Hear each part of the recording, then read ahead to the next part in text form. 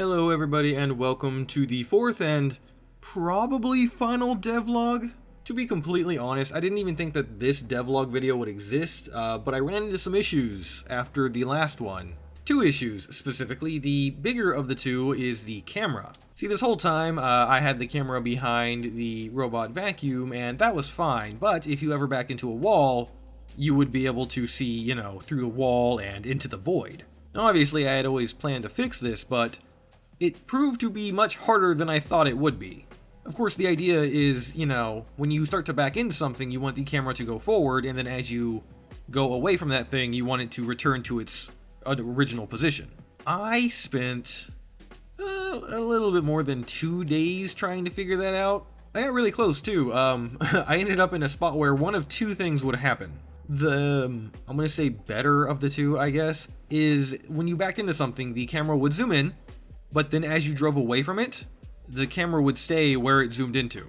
The other thing is when you backed into something, the camera would try to move to its new correct position, but then on the very next frame would try to go back to its original position and would just alternate between those two positions rapidly, which is kind of unplayable. It's weird because I had the logic, like that second thing when it was trying to go back to where it should is how it's supposed to behave as you're leaving the wall. So if you just reverse the wall calculation, it should work, right? But it didn't. So yeah, like 2 days I spent on this problem before I realized, oh, I've got the Unity Asset Store at my fingertips. So I went on there and I searched, and there's a bunch of third-person camera scripts, a bunch of them that are paid, and I went through like 7 of the free ones, and I wasn't able to find something that fit exactly my needs, so I was not going to pay for anything. And then after a bunch of Googling, I also realized that Unity has a built-in robust camera system called Cinemachine. I didn't actually realize that was, there were a few forums that said use that, but I thought it was paid for because when I would search it on Google, it would be like, hey, here's a pricing page, but actually that pricing page was for Unity itself. I'm just, kind of stupid. Then I spent like another day trying to get that to work, and eventually it did. It is kind of like a little bit iffy, but the reason it's kind of iffy is my fault. I didn't realize this when I first started this project. Everything in my scene is very small, like 0.01 or 0.1, whatever the Unity measurements are, it's very small. Since everything in the scene itself can be scaled like, relatively speaking, it doesn't actually look small, but it is. Now for gameplay that doesn't matter, but for the camera, it poses a couple problems because one of the things I had to do was like make the camera really small, like the radius of the camera for its hit detection really small, as well as the like clipping planes for how far the camera could see before it started to render or didn't render something. I got it to a place to where I kind of like it, but I do think I'm going to go back in and kind of tinker with it just to see if I can make it a little bit better, because right now it seems a tiny bit off, but it's mostly because of the size thing. If the world was normal scale, I don't think this would be an issue. I don't know if I can just like select everything and then scale it up without it like royally borking the positions of everything. But it's also in that like mindset position where I don't want to touch it because I spent so long trying to get it to work, so I don't want to break it again.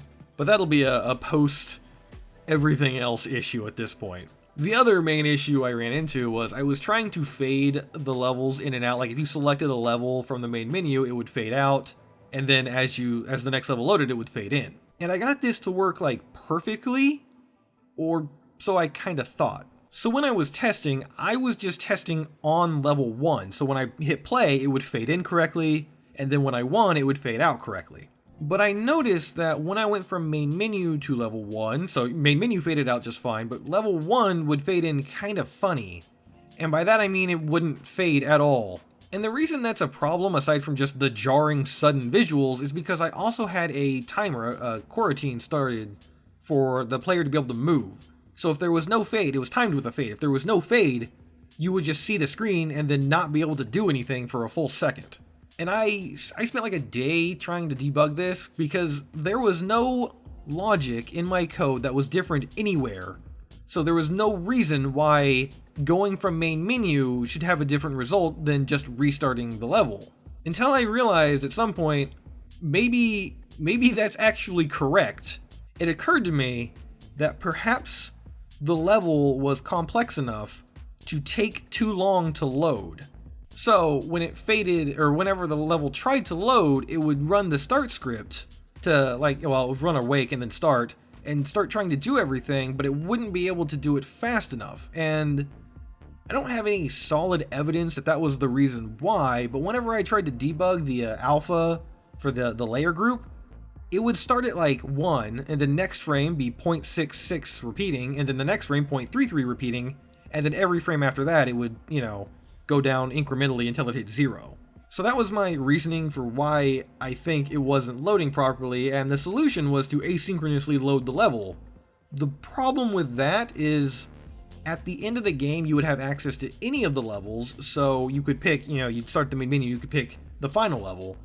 And I'd have no way of knowing which level the player would pick, so the only time to actually load the levels would be when the main menu started, or right after you click the level select button.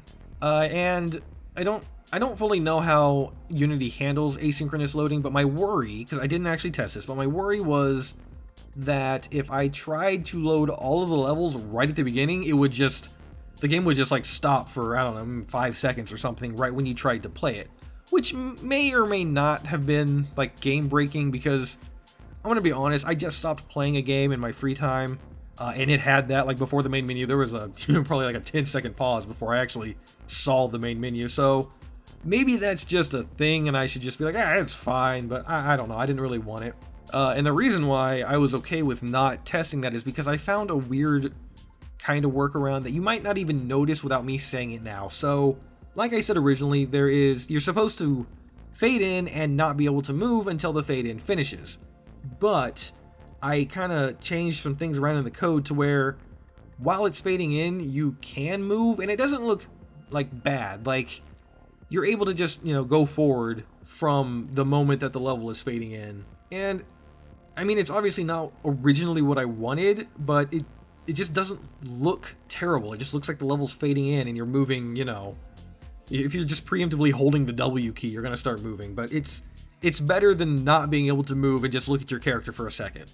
But yeah, those were the two things that ended up taking several days worth of my time. Two little things that I thought weren't going to be a huge issue, but ended up being a weirdly big issue.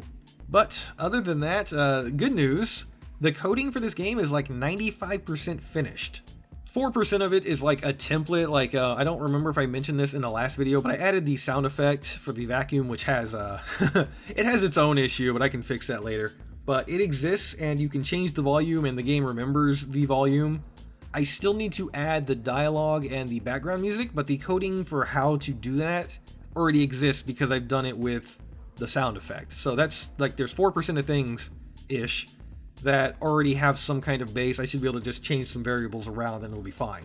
The other 1% is going to be very easy. I think it might actually already be half there, but it's just checking if you've unlocked the second robot vacuum. That's all it is. It's just checking that and then going from there, if you want to pick that one. Very easy to do.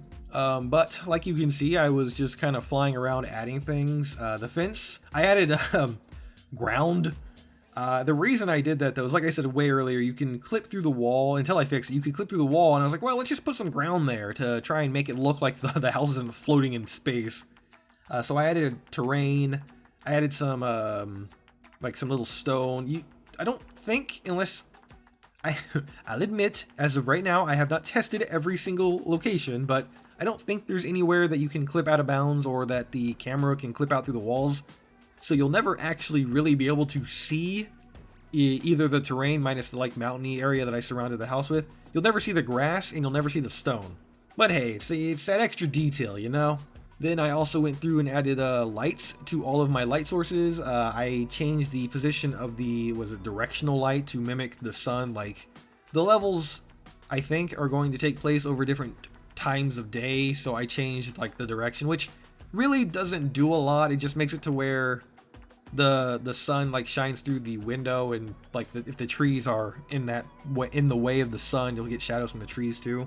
I also had to add all of the walls, you probably noticed this, all of the walls and the floor and the ceiling were just single-sided planes, and so to make sure the shadows functioned correctly and you didn't just like see random floating objects, I had to basically mirror all of those planes, which is fine.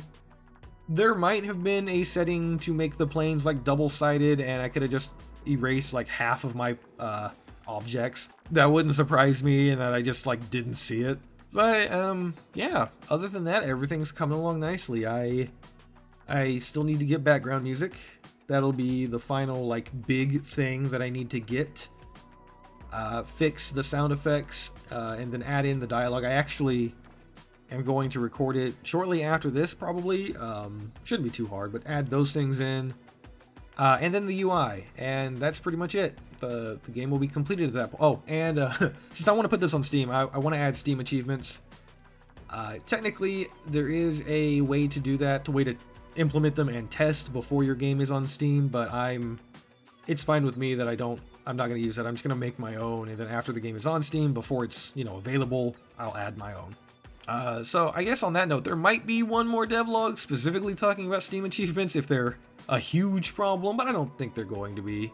But yes, thank you everybody for listening to me ramble once again about this wonderful little project. And I'm now super excited to start my next project. I have a book full of like what I want to do, like different game ideas, but I think the next thing I'm going to go with is a 2D, side scroller is not the right word, but like a 2D side scroller kind of thing. It'll be, it'll be fun. It'll be something new. I've never actually worked, well, okay, half lie. I've never fully worked in Unity 2D. I tried once and then was like, nah, I don't like this. Let's just go with Unity 2.5D. So I made a 3D environment, but I like locked the one of the axes so you couldn't like go that way. So it's 2.5D, but I'm going to make a real 2D game, which is going to be fun. I don't have any background in sprite work. It's going to be a great time. But anyway, thank you everybody. I'll see you next time.